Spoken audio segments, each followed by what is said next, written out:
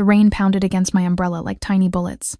Each drop was a reminder of how miserable this day had become. My shoes were cheap leather flats I'd bought on clearance. They were soaked through, squishing with every step I took down the darkening street. October in Boston was unforgiving. It's especially true when your shift at the hospital cafeteria runs late, and your bus has already left without you. I pulled my thin jacket tighter around my body, shivering as the wind cut through the fabric. The streetlights flickered on one by one, casting long shadows across the wet pavement. I had 6 blocks to my apartment. 6 long, cold blocks before I could peel off these damp clothes and sink into a hot bath. That is, if the building's ancient water heater decided to cooperate tonight. That's when I heard it. A small, hiccuping sob was coming from the narrow alley between the pharmacy and the closed-down bakery. I almost walked past. In this neighborhood, strange sounds usually meant trouble, and trouble was something I had enough of already. But then I heard it again. It was unmistakably the cry of a child. I stopped, my heart suddenly pounding harder than the rain. I called out, "Hello? Is someone there?" There was no response, just another stifled sob. I hesitated, gripping my pepper spray in my coat pocket. After taking a deep breath, I angled my umbrella forward and stepped into the alley. Huddled against the brick wall, partially sheltered by a stack of empty produce crates, was a little boy.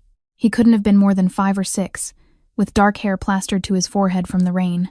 He wore expensive-looking clothes, a navy blue coat with brass buttons and little leather shoes that probably cost more than my monthly rent. His eyes, wide with fear and wet with tears, locked onto mine. I said softly, "Hey there, are you lost?" He nodded, his bottom lip trembling. I told him my name's Ellie, and then I asked for his. He whispered his name was Marco, wiping his nose with the back of his sleeve. He said he couldn't find his papa. I stepped closer, holding my umbrella over him. I asked how about we get him somewhere dry, and then we'll find his papa. He looked at me wearily, and I remembered all the stranger danger warnings children receive these days. Smart kid. I told him to look and showed him my hospital ID card that hung from my neck. I explained that I work at St. Catherine's Hospital, and I help people. I promised I just wanted to get him out of the rain and help him find his family. After a long moment, he nodded and stood up, revealing a small backpack shaped like a dinosaur strapped to his shoulders. He couldn't stop shivering. I told him to hold on, then took off my scarf and wrapped it around his neck. It was damp, but better than nothing. I pointed across the street and said the coffee shop is still open. I suggested we go there and call someone who can help us.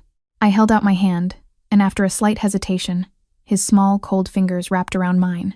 We hurried across the street to Maggie's Coffee, a local place I sometimes splurged at on payday. The warm air inside was a blessed relief, carrying the rich scent of coffee and cinnamon. Maggie called out my name from behind the counter. She asked if I got caught in the downpour. Her eyes drifted to Marco, and her expression shifted to concern. She asked who this little gentleman was. I told her this is Marco. I explained that he got separated from his father, and we needed to get him home. I guided Marco to a booth near the window. I asked if we could get 2 hot chocolates and maybe a towel.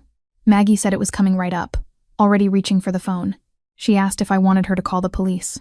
I glanced at Marco, who was now staring out the window, searching the rainy street with anxious eyes. I told her not yet. Let's see if we can reach his family first.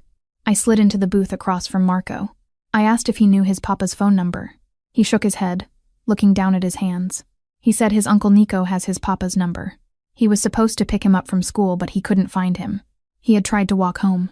I reassured him it's okay, though my stomach was knotted with worry. I asked if he knew his Uncle Nico's number. He shook his head again, but said it's in his emergency card.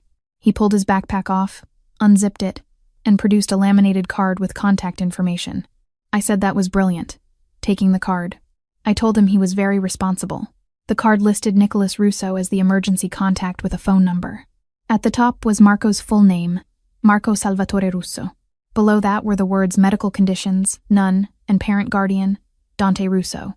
Something about that name tickled at the back of my mind, but I couldn't place it. I pulled out my cell phone and dialed the number listed for Nicholas Russo. The phone rang only once before a gruff voice answered, "Yes." I asked if this was Nicholas Russo. The voice was tense and suspicious, and he asked who was asking. I told him my name is Ellie Morgan, and I was calling because I found Marco. His voice cut me off, suddenly sharp as a blade. He demanded to know where we were and told me to put Marco on the phone now. I blinked at the hostility, but handed the phone to Marco, telling him it was his Uncle Nico. Marco took the phone, his small face crumpling. He told his uncle he got lost. He said yes, then no, he's okay. He said a lady found him, and they were at a coffee shop. He looked around, confused about the location. I told him we're at Maggie's Coffee on Hartford Street. Marco repeated the information, then listened for a moment before handing the phone back to me. I said hello. Nicholas Russo commanded me to stay exactly where we were.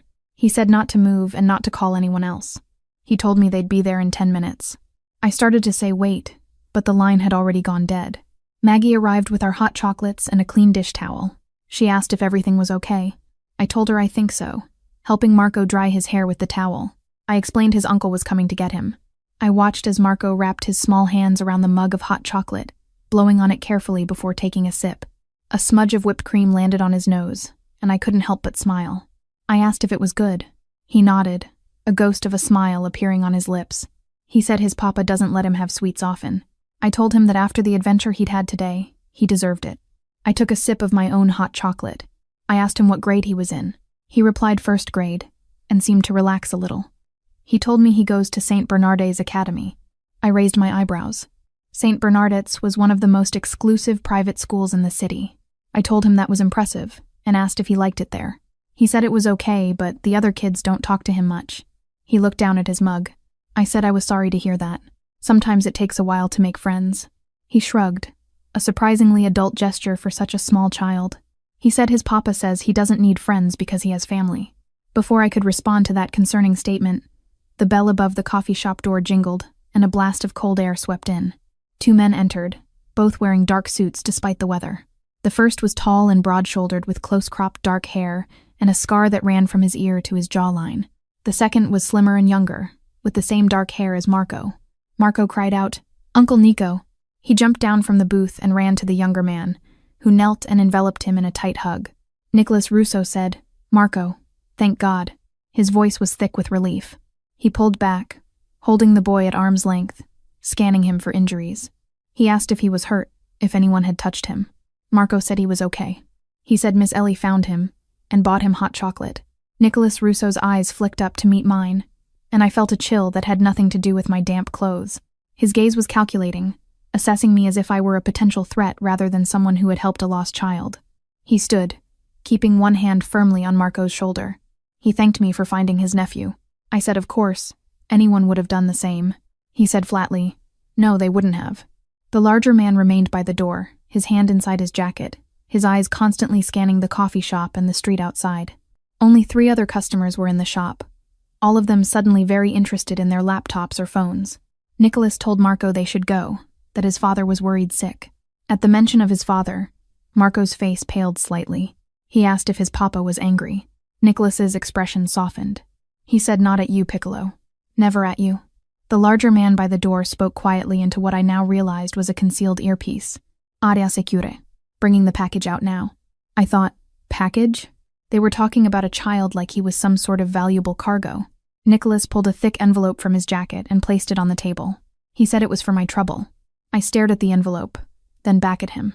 I told him that's not necessary, really. He insisted I take it, his tone making it clear this wasn't a suggestion. He said his brother would want to thank me personally. Then he told me to give him my phone. I asked, "Excuse me?" He repeated himself, extending his hand. He said he needed my contact information. Reluctantly, I handed him my ancient smartphone. He typed something into it, then handed it back. He said I'd be hearing from them. Marco tugged at his uncle's sleeve. He asked if Miss Ellie could come with them, because she's nice and she's all wet from the rain. Nicholas looked at me again, this time more thoroughly, taking in my soaked uniform, my worn jacket, and the dark circles under my eyes that no amount of concealer could hide. I suddenly felt self-conscious under his scrutiny. He said to Marco, "Another time, perhaps," though his eyes remained fixed on me. He said Miss Ellie probably has somewhere to be. I began to say that actually, I was just heading home. My shift had ended. Nicholas cut me off. He said, "Then we won't keep you." He turned to Marco and told him to say thank you to Miss Ellie. Marco stepped forward, his small face serious. He said, "Thank you for finding me, Miss Ellie, and for the hot chocolate." I smiled at him and said, "You're welcome, Marco. Take care of yourself." Nicholas nodded once in my direction, then guided Marco toward the door. The larger man moved ahead of them to check the street before they exited. Just before they left, Marco turned and waved at me. I waved back, watching through the rain-streaked window as they climbed into a sleek black SUV with tinted windows. Another identical vehicle pulled up behind the first and they drove away in tandem. Maggie asked, coming over to collect the mugs, if they were friends of mine. I said hardly, still staring at the envelope on the table. It was just a lost kid and his very intense uncle. She nodded at the envelope and asked if I was going to open it. I hesitated, then picked it up. It was heavier than I expected. I peeked inside and almost dropped it when I saw the contents. It was a thick stack of $100 bills. I whispered, "Jesus Christ," and quickly closed the envelope. Maggie leaned closer and asked what it was. I said it was money, my voice barely audible. A lot of it. She asked how much. I didn't know, and I wasn't about to count it in the middle of the coffee shop. I just said it was too much. Way too much for just helping a kid find his family. She asked what I was going to do with it. I tucked the envelope into my bag, my mind racing. I told her I don't know. I'll give it back, I guess, if they contact me. The memory of Nicholas Russo's cold, assessing eyes flashed through my mind. Something told me I would be hearing from them again, whether I wanted to or not.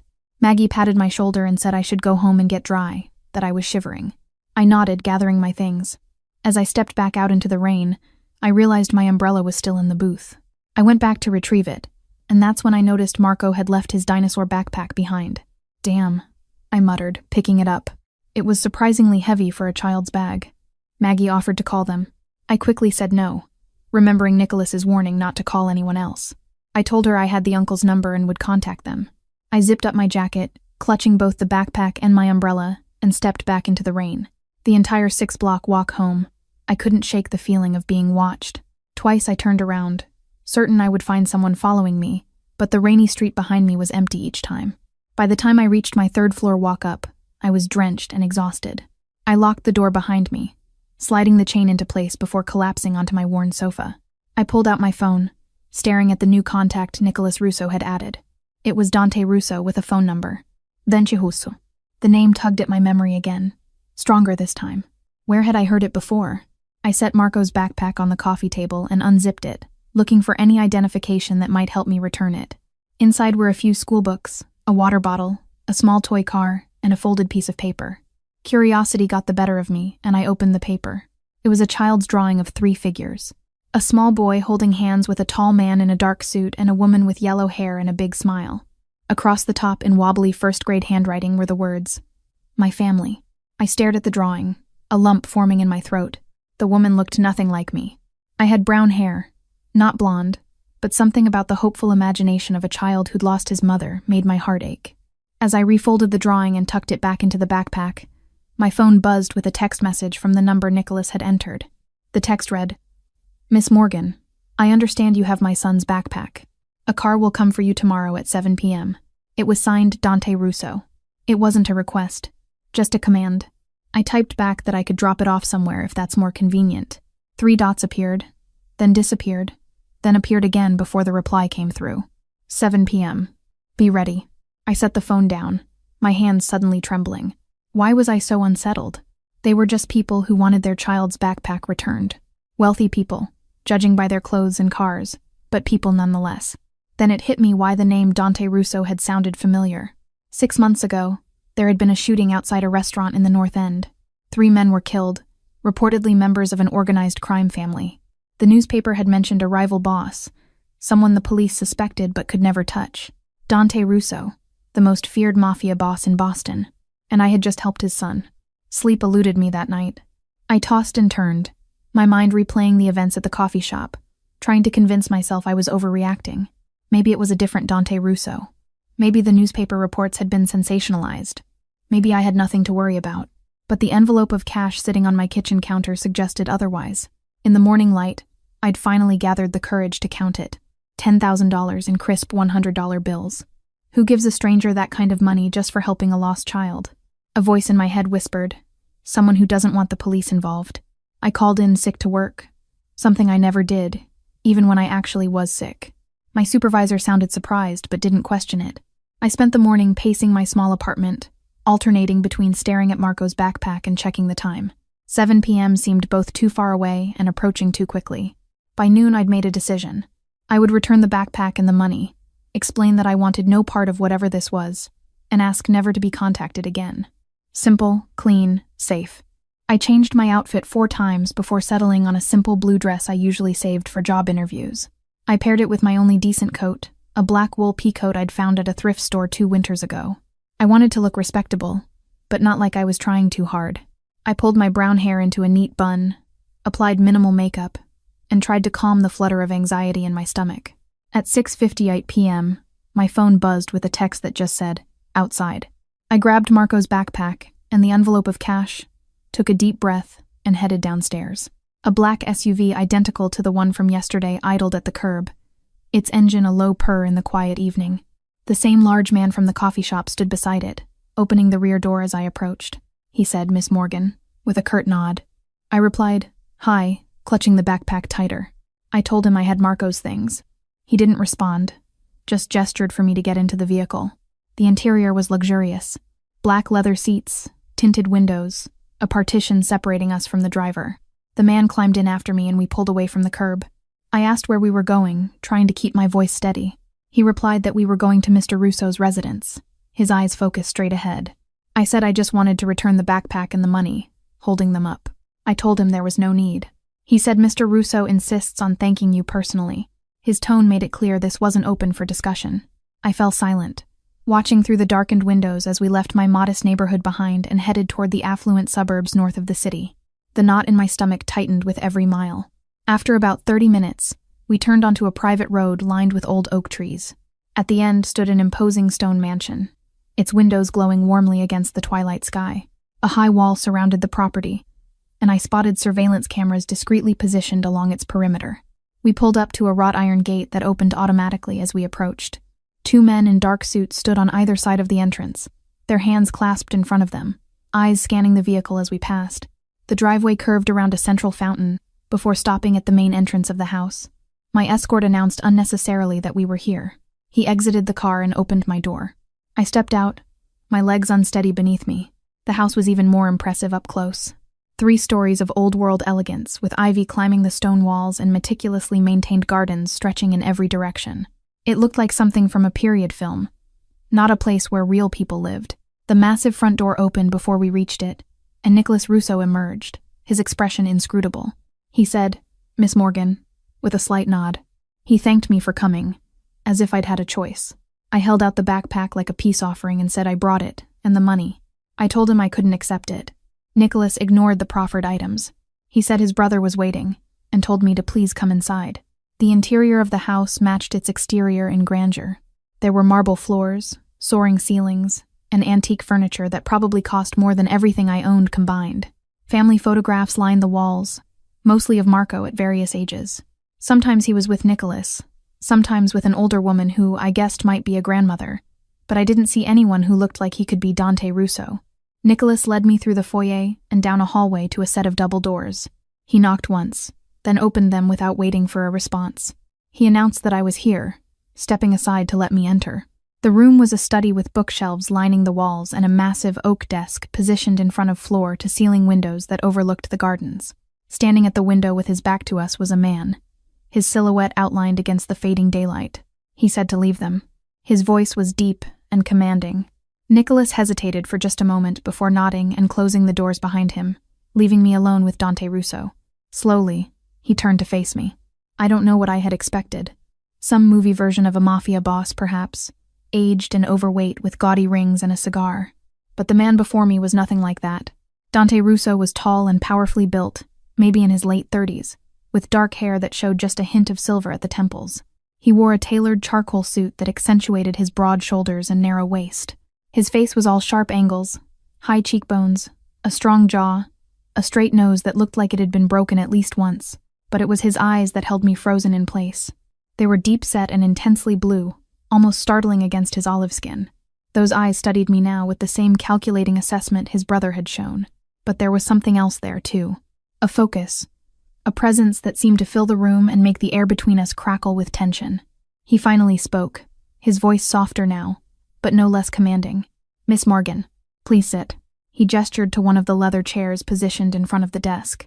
I moved forward on autopilot, sinking into the chair and placing Marco's backpack on my lap like a shield. I repeated that I brought Marco's things and the money, that I couldn't accept it. My voice was embarrassingly small in the large room. Dante walked around and sat in the chair opposite mine rather than behind the desk as I'd expected. It put us closer than I was comfortable with no barrier between us. He ignored my statement about the money. He said Marco told him what happened, how I found him in the rain and took care of him. He said Marco told him I was kind. I swallowed hard. I said anyone would have done the same. He echoed his brother's words from the coffee shop. No, they wouldn't have. He said most people would have walked past or called the police immediately. I admitted I should have called the police. But Marco had his emergency card, so I thought it would be faster to call the number directly. He said he was grateful that I did. He leaned forward slightly.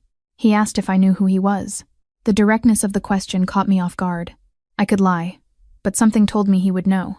I said I think so. My mouth was suddenly dry. He said, and yet, you came here tonight. I asked if I had a choice. A ghost of a smile touched his lips. He said there are always choices. I could have thrown the backpack away, moved apartments, changed my phone number, but I didn't. I hadn't even considered those options, which probably said something about my survival instincts, or lack thereof. I insisted that I just wanted to return Marco's things, and the money. It was too much. He dismissed it with a wave of his hand. It's nothing, just a token of appreciation for helping my son, he said, for doing so discreetly. His eyes held mine. No police, no questions, just kindness to a child who needed it. I bit my lip, unsure how to respond.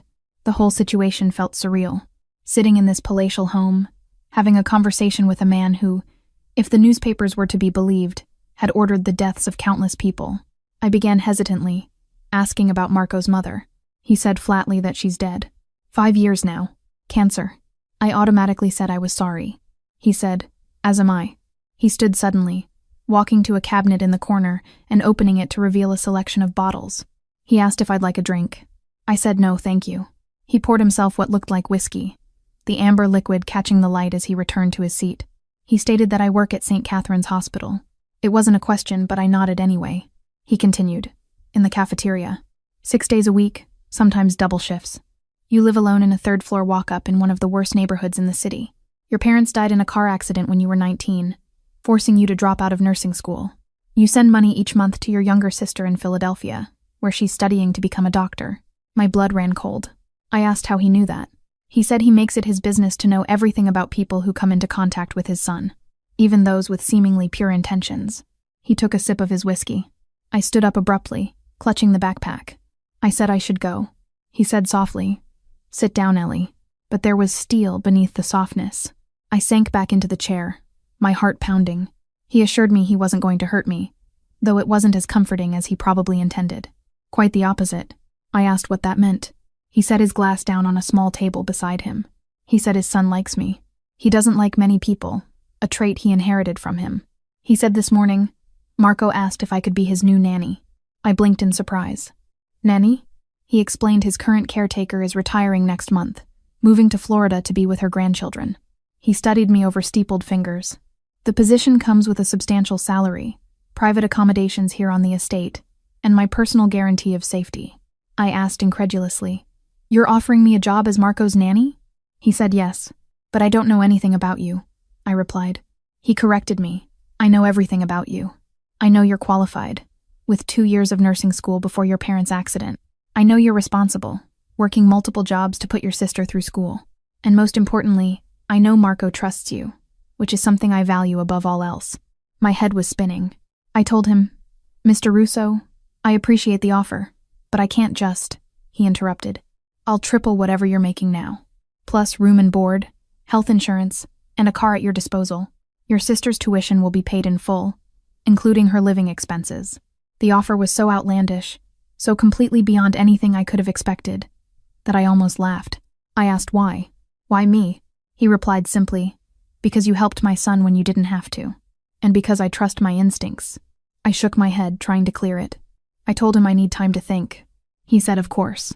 He reached into his jacket and produced a business card, which he handed to me. It was simple, elegant, with just his name and a phone number embossed in silver. He told me to take a week. The offer stands until then. Before I could respond, the door opened and Marco burst in, already dressed in blue pajamas with spaceships on them. He asked, "Papa, is Miss Ellie here?" Uncle Nico said she was. He stopped when he saw me, his small face lighting up. "You came." I couldn't help but smile at his enthusiasm. I said, "Hi, Marco. I brought your backpack." He said thank you, then ran over and took it from me. He looked up at his father and asked if I could stay for dinner. Dante placed a hand on his son's shoulder. his expression softening in a way I wouldn't have thought possible. He said Miss Ellie was just leaving Piccolo. "It's past your bedtime." Marco's face fell, but Dante said firmly, "No arguments. Say goodnight to Miss Ellie." Marco sighed dramatically, but did as he was told.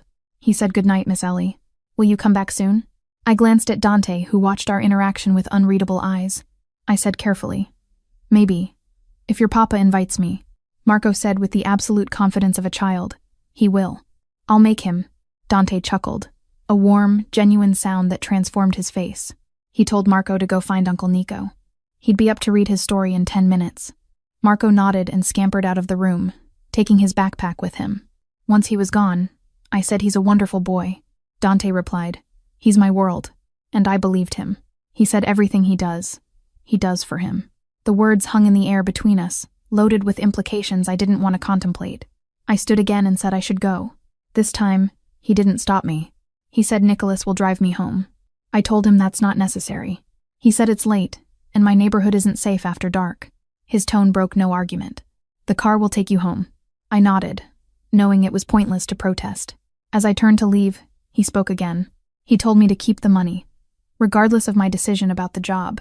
I looked back at him, this enigmatic, dangerous man who seemed to command the very air around him. I asked why he was being so generous to a stranger. His blue eyes held mine for a long moment. He said, "Because in my world, Ellie Morgan, loyalty and kindness are rare commodities. When I find them, I reward them." I didn't know how to respond to that, so I simply nodded and left the room. Nicholas was waiting in the hallway as if he'd known exactly when our conversation would end. He asked if I was ready. I nodded, following him back through the grand house. As we passed the living room, I glimpsed Marco sitting on a plush rug, showing his dinosaur backpack to an older woman who must have been the retiring nanny.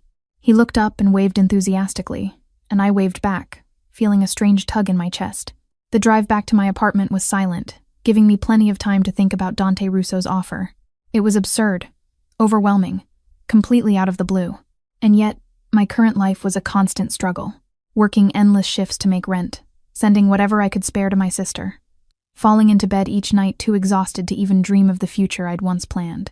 Dante's offer would change everything, but at what cost? When we reached my building, Nicholas handed me a sealed envelope. He explained it was my weekly schedule, should I accept the position, and a contract outlining the terms. I said thank you, taking it automatically. As I moved to exit the car, he said, "Miss Morgan, a word of advice." I paused, looking back at him. He said his brother is not a man accustomed to hearing no. His expression was solemn. He told me whatever I decide, I should remember that. With that ominous warning hanging in the air, I got out of the car and watched as it pulled away, its taillights disappearing around the corner. I clutched the envelope in one hand and the business card in the other, feeling like I stood at a crossroads with no idea which path led to safety and which to ruin. As I climbed the stairs to my apartment, my phone buzzed with a text message from an unknown number. It read, "Thank you for returning Marco's backpack. He sleeps better with it. Consider my offer carefully, Ellie." I stared at the message, wondering how he'd gotten my number, then remembering that of course he would have it. He seemed to know everything else about me. The thought should have terrified me, but instead I felt a strange flutter in my chest that I refused to examine too closely. That night, I dreamed of blue eyes watching me from the shadows, and a child's drawing of a family that included a woman with hair the color of sunshine. Morning came with no clarity. I'd spent hours reading over the contract Nicholas had given me, stunned by the details. A salary that made my current income look like pocket change, comprehensive benefits, a separate apartment on the Russo estate with my own entrance, and explicit provisions for my sister's education. Everything was laid out in precise legal language, as legitimate as any employment contract I'd ever seen.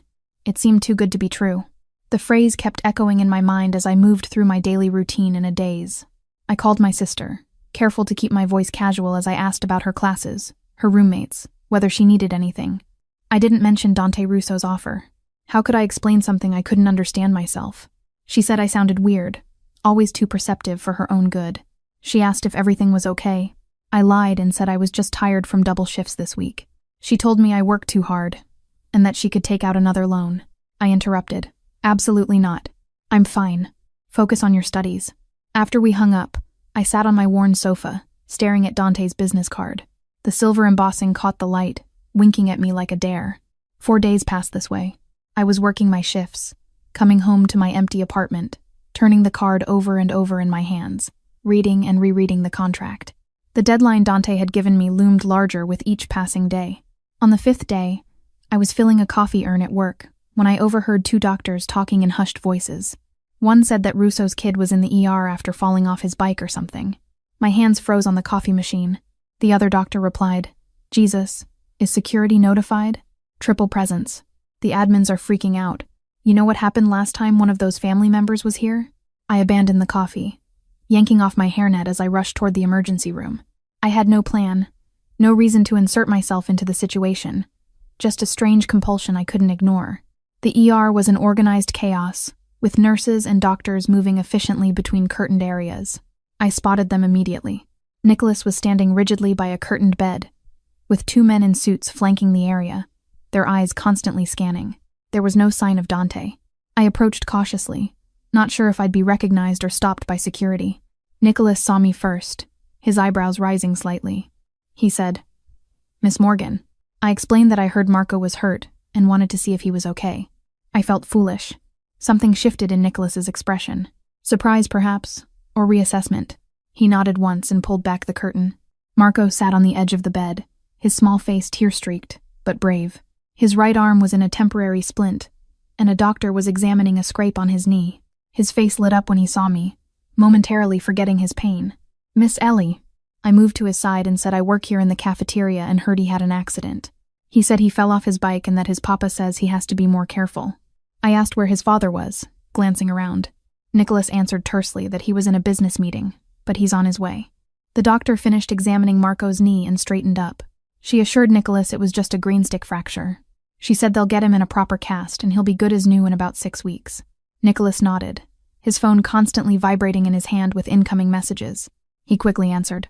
Marco suddenly asked if Miss Ellie could stay with him while they put on his cast. Nicholas looked at me, then back at his nephew. He said if she wants to. All eyes turned to me, and I found myself nodding. Of course, I'll stay. The relief on Marco's face made my heart twist. I sat beside him, carefully, taking his uninjured hand in mine. As the doctor explained the casting process, Nicholas stepped outside the curtain to take a call, his voice low and urgent. Marco whispered to me, "Will it hurt?" I assured him it wouldn't, and told him he gets to pick what color he wants. His eyes widened. "Really? Any color?" I confirmed. "Any color they have." He decided instantly. Green, like a dinosaur. I smiled, squeezing his hand. Excellent choice. The process of casting his arm went smoothly. Marco watched with fascination as the wet material was applied. I kept up a steady stream of conversation, asking about his favorite dinosaurs, his school, anything to keep his mind off the discomfort. Just as the cast was being finished, the curtain was abruptly pulled back. Dante Russo stood there, still in a business suit, his face tense with concern that melted into relief when he saw his son. Marco called out, "Papa!" He held up his green cast proudly. "Look, like a dinosaur!" Dante moved to his side in 2 long strides, kneeling to examine the cast and his son's face. He asked if he was in pain. Marco said not anymore, and that Miss Ellie had been keeping him company. "She works here." Dante's eyes finally shifted to me, and I felt that same electric jolt I'd experienced in his study. He acknowledged me, his deep voice neutral. "Miss Morgan, this is unexpected." I explained that I heard Marco was hurt and wanted to make sure he was okay. Something flashed in his eyes. Appreciation, perhaps, or curiosity. He said thank you. The doctor returned with discharge instructions, addressing them to Dante with the deference of someone who recognizes authority.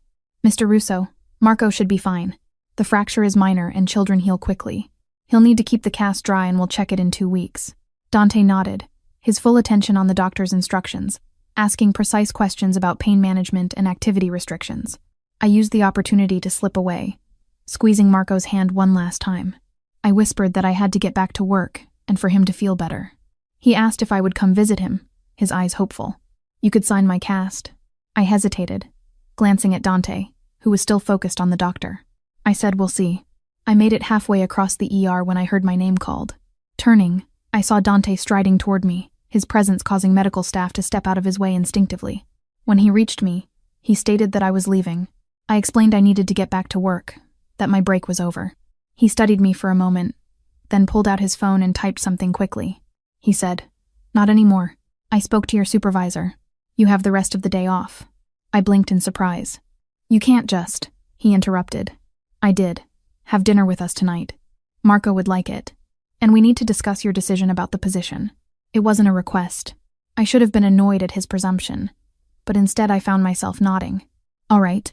He said the car will pick you up at 6. He turned to leave, then paused. Thank you for staying with him. Before I could respond, he was gone, returning to his son's side with the single-minded focus I was beginning to recognize as his defining trait. The car arrived precisely at 6. This time I was led through a different entrance to the mansion into a warm kitchen where Marco sat at a large island, carefully coloring with his left hand. He exclaimed when he saw me, Miss Ellie, you came. Look at all the signatures on my cast. I examined the green plaster, already covered with names. I said it was very impressive. He said proudly that Papa signed it first, pointing to an elegant DR near his wrist. He told me I could sign it too, and to use the gold marker because it's special. I took the offered marker and carefully wrote Ellie with a small heart beside it.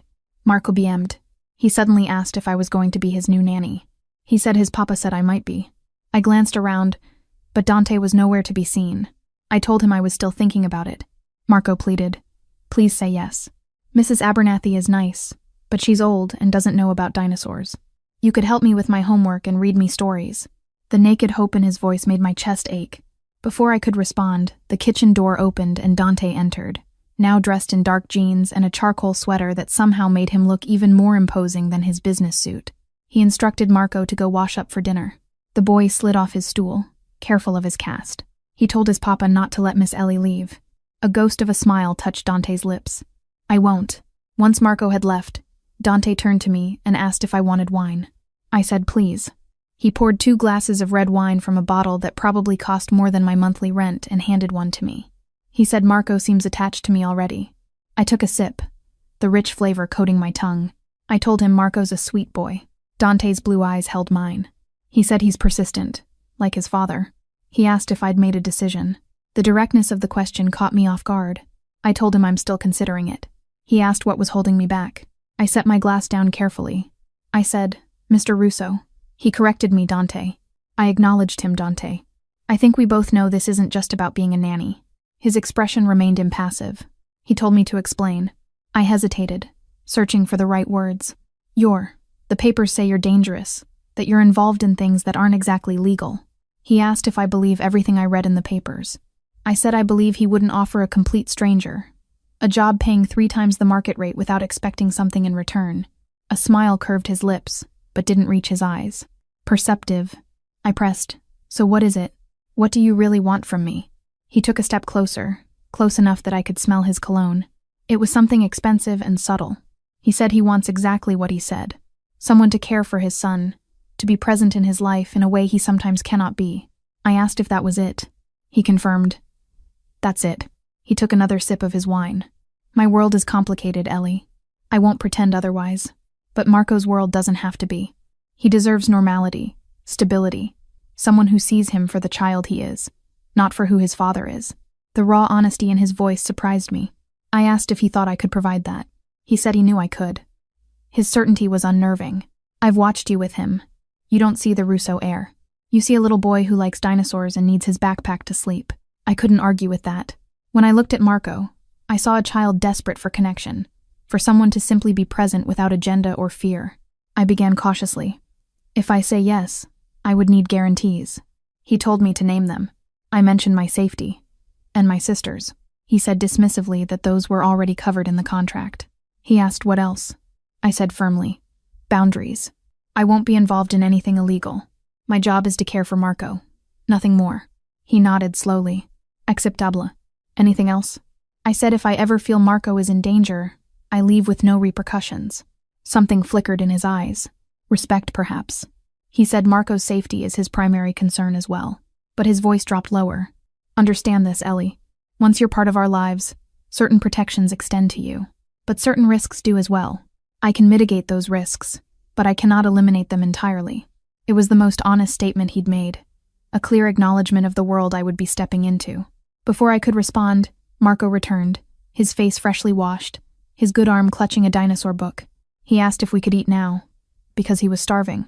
Dante's expression softened instantly. Yes, Piccolo. Dinner is ready. Dinner was a surprisingly normal affair. We ate in a smaller dining room rather than the formal one I'd glimpsed on my first visit. Marco chattered about school, his friends, or lack thereof, and his extensive dinosaur knowledge. Dante listened attentively, asking questions that showed genuine interest in his son's passions. I watched their interaction, struck by the transformation in Dante when he focused on Marco.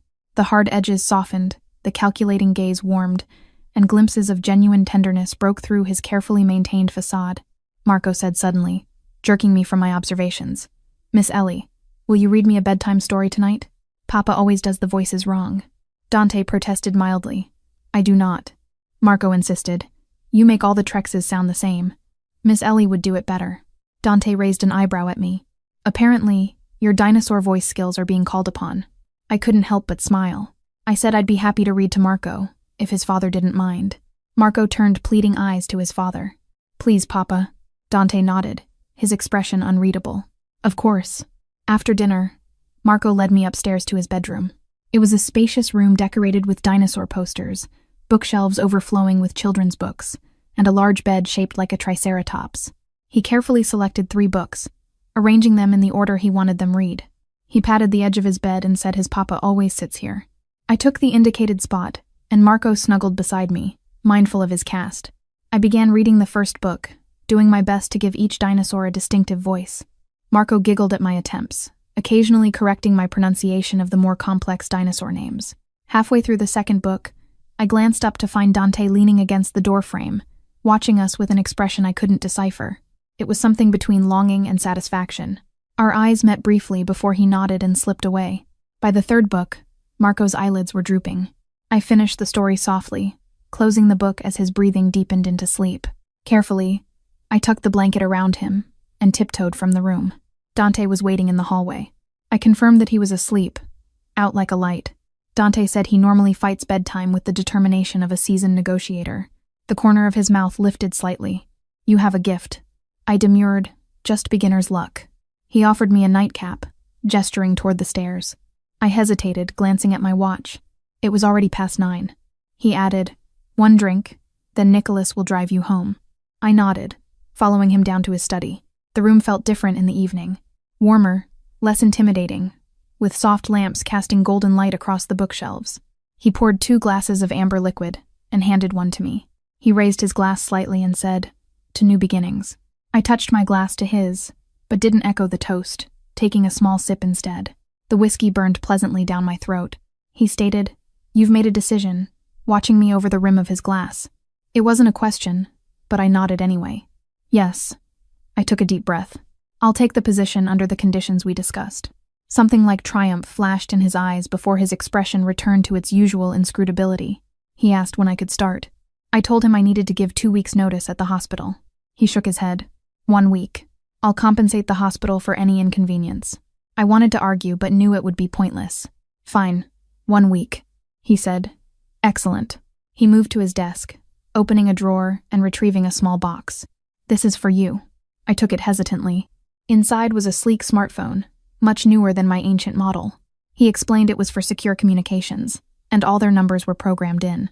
The security team could track it in case of emergency. The implications of needing such a device sent a chill down my spine. But I nodded, slipping it into my pocket. Dante said there was something else I should know, his voice taking on a more serious tone. It was about Marco's mother, Sophia. I tensed, unsure where this was going. I remembered I had asked if she died of cancer. He confirmed she did. He set his glass down, his expression hardening. "What I didn't tell you is that her family blames me for her death." I asked why they would blame him for cancer. He said they believed the stress of being married to him exacerbated her condition, that he prevented her from seeking treatment abroad. His jaw tightened. "It's not true, but grief seldom follows logic." I waited, sensing there was more to this story. He said Sophia's family, the Calibris, were once allies. Now they are. He paused, searching for the right word. "Adversaries. They've made threats against Marco." My blood ran cold. "Threats," he said dismissively. "Nothing they would act on. They know the consequences would be severe. But it's why Marco's security is so extensive. Why he doesn't have many friends. Why his previous nanny lived on the estate. And now you're telling me this because," he said, "because you need to understand what you're agreeing to." His blue eyes locked with mine. "Marco's safety is paramount. Always. If you ever feel something is wrong, If you ever suspect someone is watching him or showing unusual interest, you contact me or Nicholas immediately." I nodded. The weight of responsibility settled heavily on my shoulders. "I understand," he said. "Good." His expression softened slightly. "Marco trusts you." I'm beginning to as well. The admission seemed to cost him something, as though trust was a currency he rarely spent. I promised I won't let you down, surprising myself with how much I meant it. He studied me and agreed. "No, I don't believe you will." The week passed in a blur of preparations. I gave notice at the hospital, packed my meager belongings, and said goodbye to the few friends I'd made in Boston. Nicholas arranged for movers to transport my things to the estate, though there wasn't much worth taking.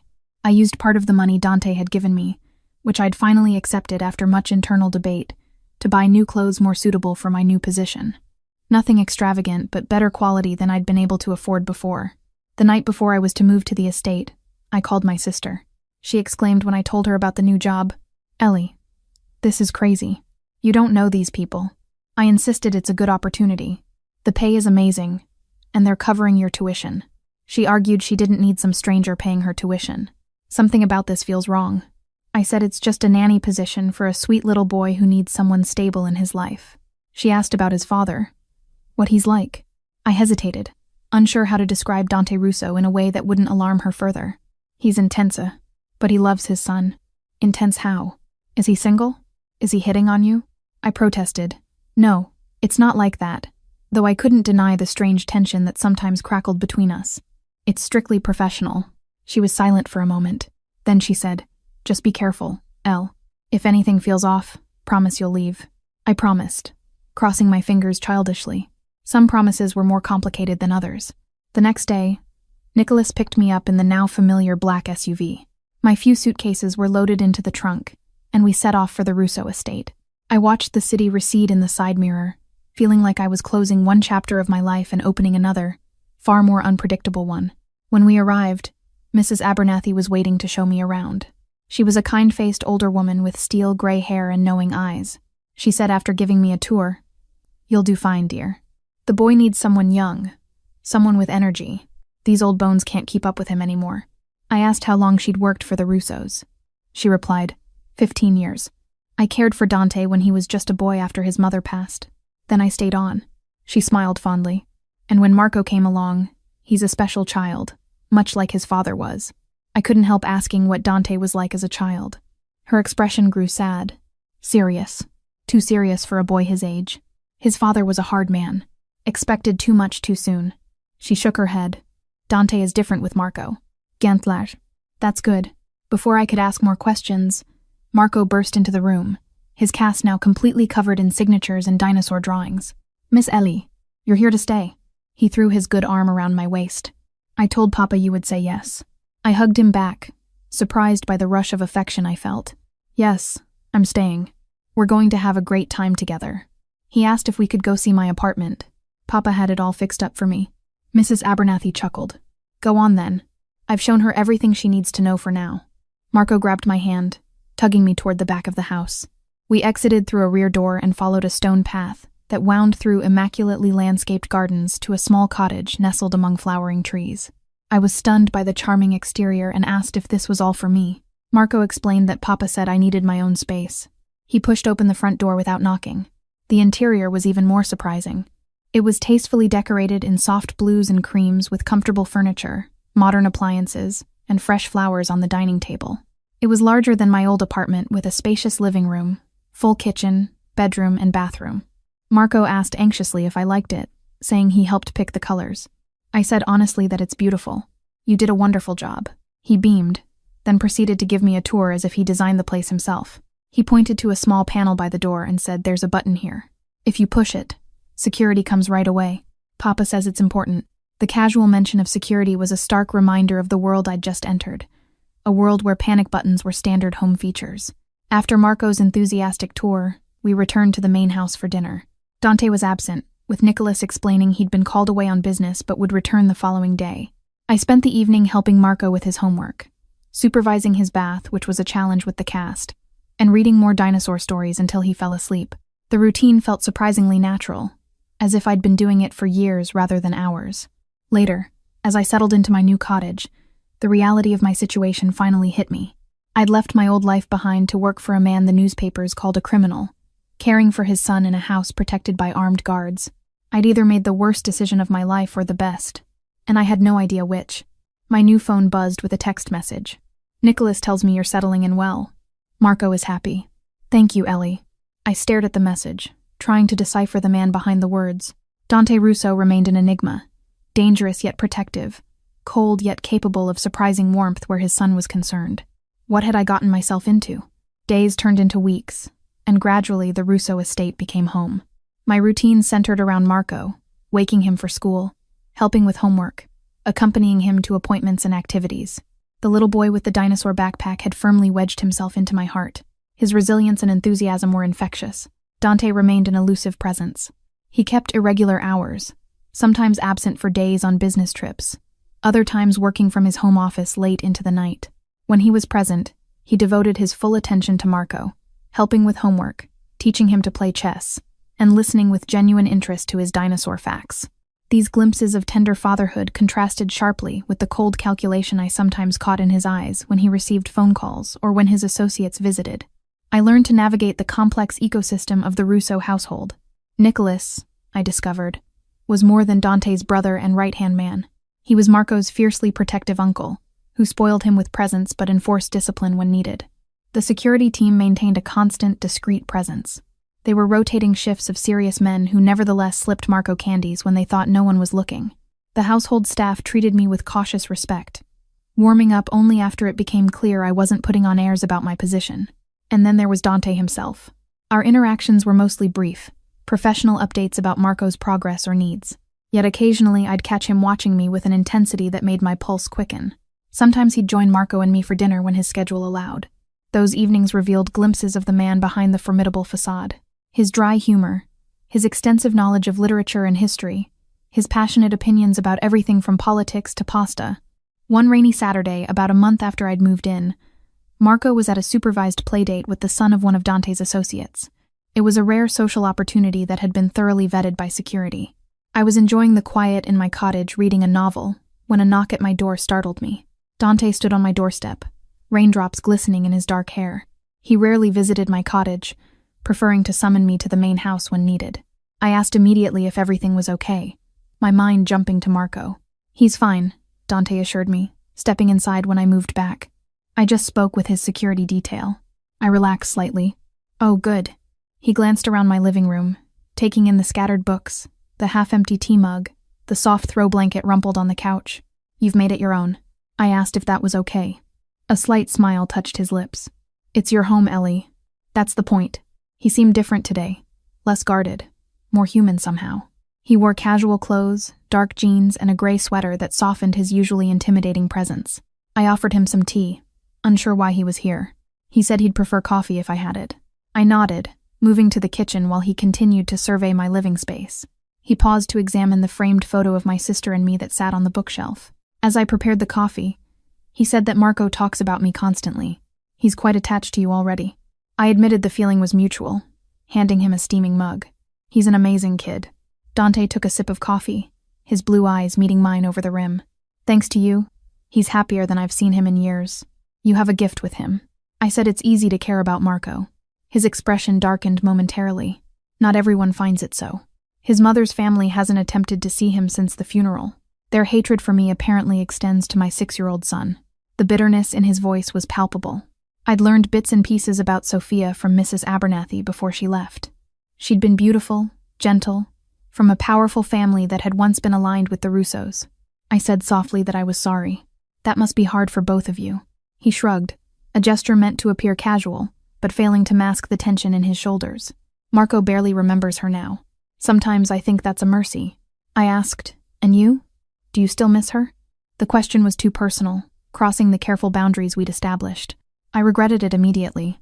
Dante was quiet for a long moment, staring out the rain-streaked window.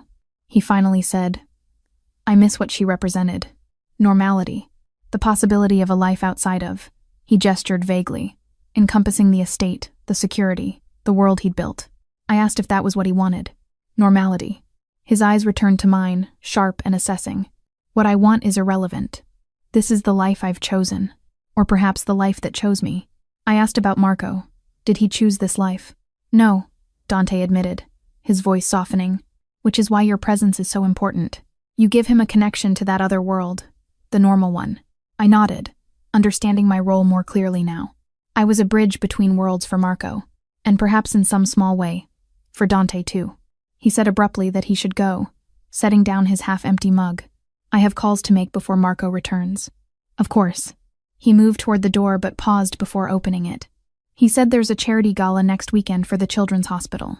He's expected to attend and make a donation. I waited, unsure where this was going. He continued, I'd like you to accompany me. With Marco. He'll be more comfortable with you there, and it would be beneficial for you to be seen as part of the family in public. Part of the family. The phrase sent an unexpected warmth through me. I said I'd be happy to come for Marco's sake. He nodded once, decisive. Good. Nicholas will arrange appropriate attire for you both. Before I could protest that I could dress myself, thank you very much. He was gone. The door closed softly behind him. The gala was held at the Ritz-Carlton.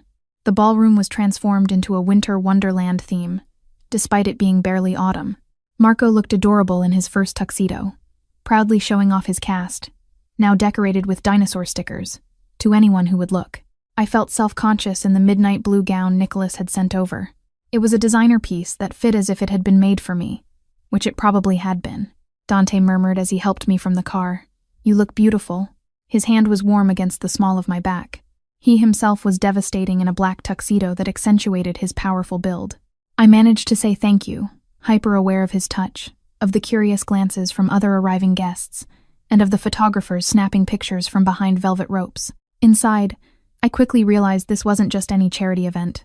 The room was filled with Boston's elite, old-money families, politicians, celebrities, and I suspected others in Dante's line of work disguised as legitimate businessmen. The way certain groups acknowledged Dante with cautious nods or overly effusive greetings spoke volumes about the power dynamics at play. A silver-haired man approached us, hand extended. Mr. Russo, so good to see you. And young Marco, my you've grown. Dante greeted him with a firm handshake. Senator Williams. May I introduce Ellie Morgan, Marco's nanny, and a valuable member of our household. The senator's eyes flicked over me, a flash of assessment quickly masked by practiced charm. Lovely to meet you, Miss Morgan. As the evening progressed, this scene repeated itself numerous times. Dante introducing me to various power players, always with the same phrasing. A valuable member of our household. Each time I noted the reactions, ranging from polite disinterest to careful recalculation. During a lull, while Marco was distracted by a chocolate fountain, I quietly asked why he introduced me that way. Dante's eyes scanned the room continuously, ever vigilant. Because in my world, Ellie, who belongs to whom matters. By publicly claiming you as part of my household, I'm extending protection to you. I asked protection from what? His gaze finally settled on me, serious and intense. From anyone who might think you could be used to get to me, or worse, to Marco. A chill ran down my spine despite the warmth of the crowded room.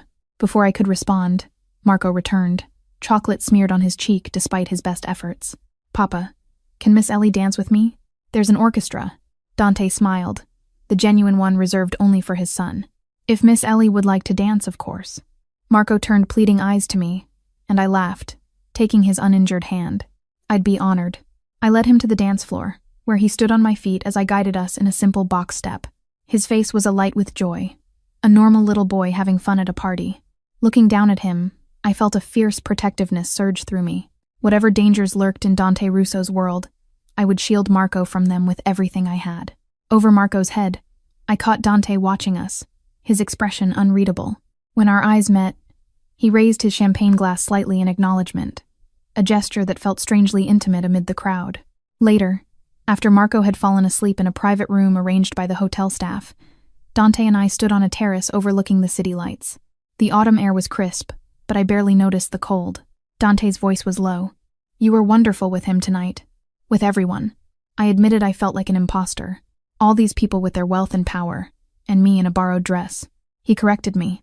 Not borrowed. It's yours, and you belong there more than most of them. Trust me. I turned to face him, struck by the rare compliment.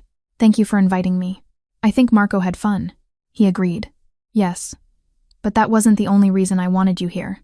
Something in his tone made my heart beat faster. Oh? He said softly. I wanted to see you like this, away from the estate, away from your role as Marco's caretaker. Just you. The intensity of his gaze made it hard to breathe. And what do you see? He stepped closer, close enough that I could feel the warmth radiating from him. I see a woman of extraordinary compassion and strength, who chose to enter my world despite knowing its dangers, who loves my son as if he were her own. I whispered his name, Dante, unsure what I wanted to say. He continued, I've kept my distance because I promised myself I wouldn't complicate your position in our household. Marco needs you too much. I asked if that was the only reason. His hand came up to brush a strand of hair from my face. The touch was feather-light. No. I also know that I'm not an easy man to care for. My life is. He paused, searching for words. Complicated, dangerous, not what someone like you deserves. The words slipped out before I could stop them. Shouldn't that be my decision? Something flared in his eyes. Hope perhaps, or desire. Be very sure, Ellie. Once you cross this line, there's no going back. Not in my world. I knew he was right. Whatever was happening between us would change everything. The rational part of my brain screamed caution. It reminded me of newspaper headlines about Dante Russo, of hushed conversations that stopped when I entered rooms, of armed guards and panic buttons. But there was another part of me, the part that had watched him read bedtime stories to Marco, that had seen the pain in his eyes when he spoke of his son's future, that had felt the careful restraint in his every interaction with me. That part wasn't afraid. I said quietly, I know who you are. I've seen enough to understand the world you live in. I'm still here. For a long moment, he simply looked at me as if memorizing my face. Then, with deliberate slowness, he leaned down and pressed his lips to mine. The kiss was gentle at first, a question more than a demand. But when I responded, sliding my hands up to his shoulders, it deepened, becoming something urgent and overwhelming. His arms encircled me, pulling me against him as if he'd been wanting to do so for months. When we finally broke apart, both breathing hard, he rested his forehead against mine. His voice was rough. You should know that I don't do anything halfway. If you're mine, Ellie, you're mine completely. The possessiveness in his tone should have alarmed me. Instead, it sent a shiver of anticipation down my spine. I challenged, and you? Does it work both ways? A smile, genuine and unguarded, transformed his face. For the first time since Sophia died, I think it might. As we stood there, the city spread out below us like a carpet of stars. I knew I'd made my choice. I had entered Dante Russo's world for Marco's sake, but I would stay for my own. Whatever dangers that entailed, whatever complications arose, I would face them. Because somewhere along the way, this strange, dangerous man and his dinosaur-loving son had become my family. And family, as Dante Russo would say, is everything.